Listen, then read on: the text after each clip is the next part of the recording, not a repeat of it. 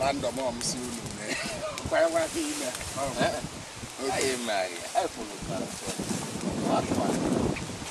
Okay, sir.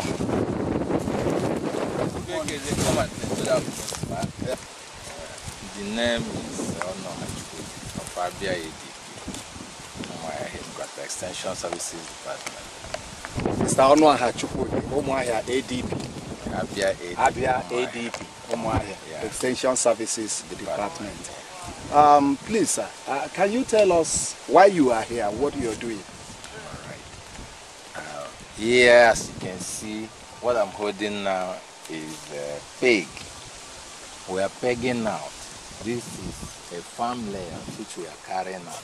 And in order to establish a palm plantation, you have to do a very good planning. If you don't do it, it won't go well with us. As an entity and a known organization, Abia ADP, we are known for working with farmers. And when we are working with farmers, we teach them the models, the modalities of farming. We are no longer in the ancient system of farming. This is modern system of farming because farming is now business. So what we are doing is to establish a palm plantain plantation. That's what we're carrying out here. As you can see those boys here, they are already planting.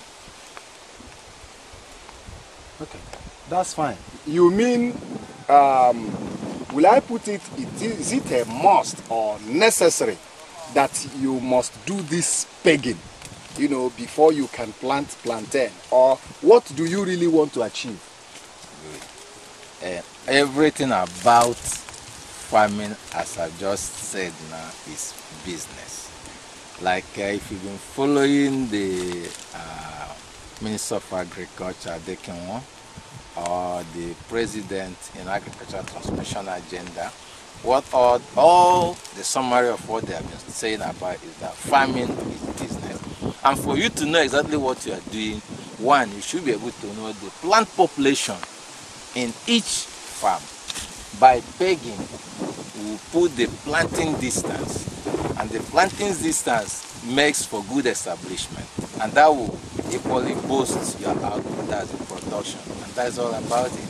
If you plant as we normally do, you cluster it, it doesn't give a very good yield. So now that we are pegging it, we are spacing it out, giving it the standard planting distance. And as we are giving out the standard planting distance, we are equally numbering them. We're able to tell you that this is the quantity of planting in this sector. The other side will tell you the number here, and that's it. Okay. What you mean in essence is that this pegging serves as spacing and at the same time numbering. Yes. Being able to know how many stands you have here, and that will at the same time help you to be able to quantify your harvest or whatever your yield. Yes. To know if you are actually getting moving up or down. Yeah. Because when you look at your stand, you know that once you plant, by our own calculation, all things being equal, if you give it a very good management, the next 10 months, you are doing your first harvest. And if you have 1,000 stands here, you are expecting your first harvest should be at least 90%, which means you're having 900 buds. You pick it to the market, you can call a person and tell him, I have 900 bunches. How much are you paying per one? And that's business. You don't need to contact anybody to do that because you know the number of what is in your field. That's the business. Okay, as you have just said, you are from the extension services of Abia ADP, Umuahia. Yeah. And can you tell us a little bit about the particular breed of plantain that you are bringing in here? All right. Now there are a lot of breeds, and crossbreeding is still going on, because the important thing in plantain plantation is to control Sakotoka, which is the disease that is disturbing this moment. So everything about breeding now is trying to improve what we have. Like we have the Peter 14, Peter 28, Peter 36, But all those ones are there. But what we are bringing in is one of the most improved varieties, because all about plantain is having a very good bunch. That's it. And then maturing at the appropriate time of 10 months. Okay. For record purposes, you know, you mentioned about 3 different species. Yeah. Peter 13, Peter 14, 14, 28, 28, and yeah. 40. So which one are you bringing in here? That's what I said. The one we are bringing in is the best. The best, yes, of the 3. Yes. Okay. And now, when I mean the best, what we are looking at is the bunch. The bunch. The one that will give us a very good bunch, Yeah, which will attract the market. In not production, we say the output. Yes, and not the plant population. Okay. Yeah. We have looked at the theoretical aspect of this, and why don't we look at the practical thing they are doing there, and we need some explanations from you. No problem. Is it possible for us to Yes, go let's back? move on. Quick is here. Come with us. Are you through?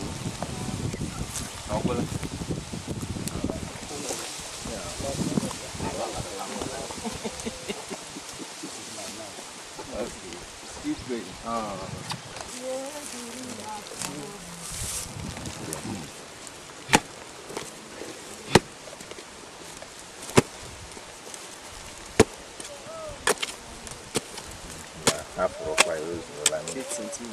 Okay.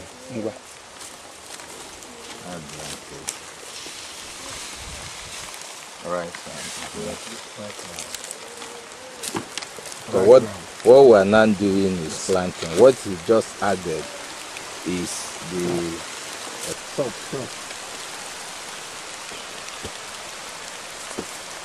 was where we're going to plant after digging the soil. Because of the sokotoka I talked about, the disease. Sokotoka. The disease that is now very rampant, that defiles plantain and banana. We added that pesticide to control the pest.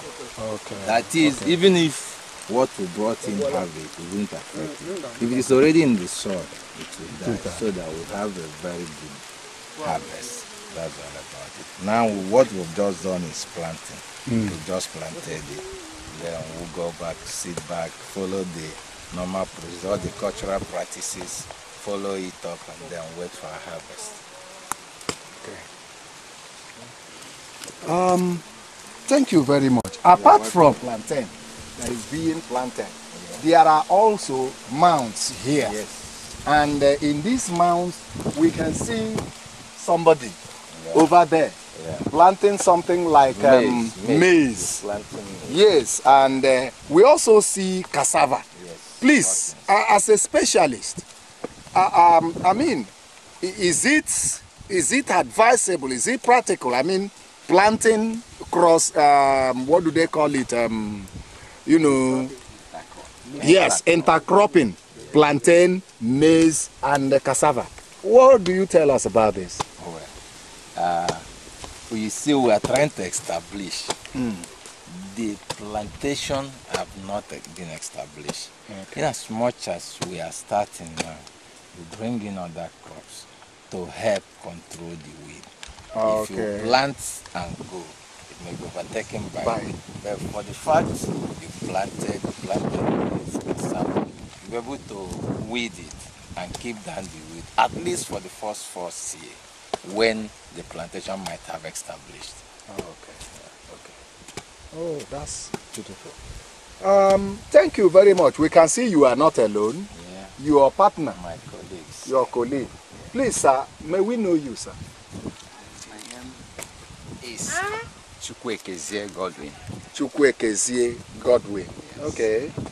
I'm of Abia ADP, Extension Department. Okay. I'm a research agronomist. Okay, you are research agronomist. Yes. That's very good. Thank you very much. You're welcome. So, can you help us? We have heard from your colleague. Is there further explanation you can make for us? Yes. As per what is happening here? Yeah, when you ask why line planting, so he tried to say it's to establish yield. It's also to establish cost. So you can know a unique cost per stand of plantain. Because you can divide the amount charged you by the number. By the number. So you can say this is the expenses made. This is the net benefit gain derivable from this. And it will now help you to know what you are marketing. So when you take your products to the market, you won't sell like any other person because you are in business. Yes. And you will sell because you want to recoup all the investment made on it. And you sell on profit. If you don't have a way of estimating it, you can, maybe you have spent around 300 naira in raising it. Somebody prices it 200 naira. You know, and at the end, that's why farmers remain impoverished. And that is what we want to come. Agriculture is a business and it's a lucrative venture. And you need to go into it with knowledge. And when you go into it with knowledge, you can explain whatever that is happening, you know, from time to time. Yeah, thank you, Mr. Chukwueze. You spoke like an agricultural economist. You spoke like an agricultural, economist, because we have thought about spacing, thought about numbering. I've not really looked at the aspect of costing, and you have brought in something that is very, very important. Having spoken that way, please, I want to see, can you help us about what is happening in agric in Nigeria? Like you have just mentioned that most of the farmers remain impoverished. Yes. So can you enlighten us more what farmers are supposed to do, to be able to come up with the side of buying and selling? Yeah, the actual thing, let me pinpoint at this very juncture that government has not really helped matters. Various regime or government have paid lip service to agriculture. We have very revolutionary programs, Green Revolution, Operation Feed the Nation, NADA, Day Free, and all these things, they are all jargon already. And you remember that most of the time, the people that will hijack this program are politicians who have no real business in agriculture. The real farmer is inside the bush. But those who are in the town, jumping here and there, are the politicians.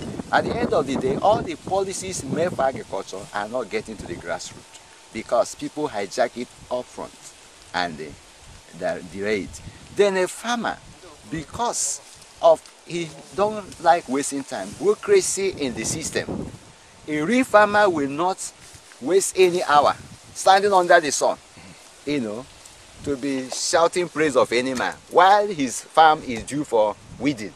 He has a number of cultural activities that are due because agriculture are time bound. And these are the bane of agriculture. And though the farmer has his own side of the coin, conservative attitude. The general conception that, look at fertilizer, it has been debated over time, over years, that agriculture, the fertilizer help in rot initiation, which is not true. It has been proven. But some quarters, they still believe that if you apply fertilizer, and some quarters believe that their soil is very fertile, they are what we call marginal yield increase. Though your soil is fertile, but when you apply fertilizer, the amount of yield you will get will double. You have gotten some yield, quite all right, but the amount of yield that will accrue at the end because of fertilizer application will multiply. Even the use of pesticides. And besides, because of conservative attitude of our farmers and because of their illiterate level, sometimes some of the things that should have helped them, like you are spraying herbicide. If you calculate the amount of labor that you will spend to weed, and when you now put it side by side, the amount you spend in application of herbicides, it's a simple technology, simple technique. But most of the time, when you call farmers to teach them this, they will run away. They won't be there to learn some of this. And in fact, you wouldn't blame them. They will say they've come again. Because of the experiences of the past, they will think anything that has to do with government is politics. So when you put all this in together, it's affecting the entire sector. And had made a farm, farming activities as our profession for those who didn't go to school. who are not well or privileged, and who are taking it as a way of life and not a means of generating revenues. But I know that if concerted effort is made towards educating them, bringing them to the lean light through cooperative formation, where you didn't go to school, but some of your leaders have been able to be